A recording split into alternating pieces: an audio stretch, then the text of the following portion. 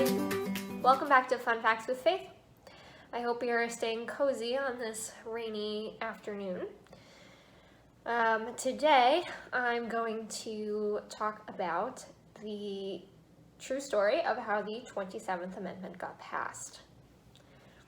So the 27th Amendment is kind of boring, but anyway, it prohibits any law that changes the salary of members of Congress from taking effect until the start of the next term of office for the next set of representatives, and it's basically just supposed to keep them from infinitely increasing their salary while they're in office. It is the last constitutional amendment to have been adopted, but it's actually one of the first to have been proposed. So in 1789, it was submitted for ratification with 11 other proposed amendments, of which 10 became the Bill of Rights. The amendment that eventually became the 27th Amendment was approved by Congress, but was not ratified by enough states. At the time, you needed 11 states to ratify a constitutional amendment, and it did not get to 11. So it was basically forgotten about.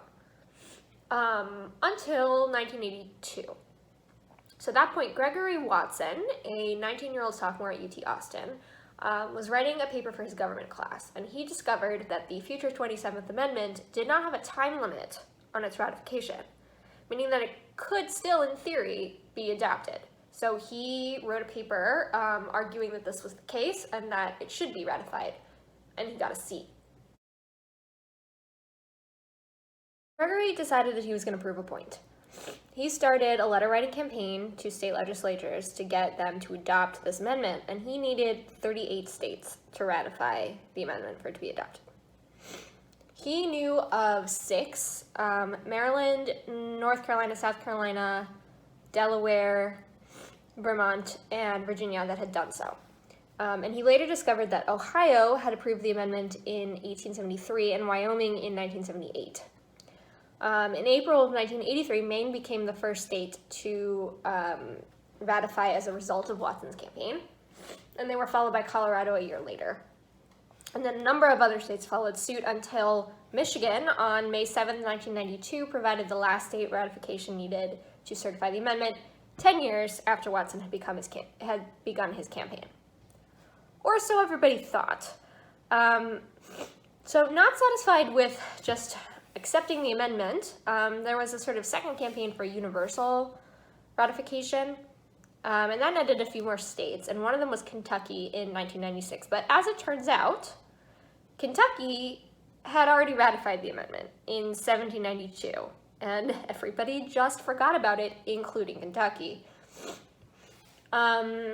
Anyway, today there are 4 states that have still not ratified the 27th Amendment. That's Massachusetts, Mississippi, New York, and Pennsylvania, but they are outnumbered anyway, so it doesn't really matter.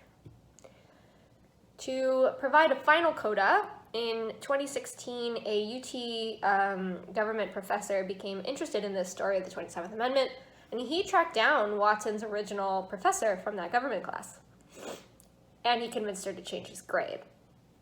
So UT does not give grades higher than an A, but in this case they argued for exception due to the circumstances, and so Watson's grade is now the only A+ ever recorded in UT history. So in summary, never underestimate the power of an undergrad, as we saw in our Citicorp video, and never underestimate the power of spite to get things done. That's it for today. I will see you tomorrow for more fun facts. Bye!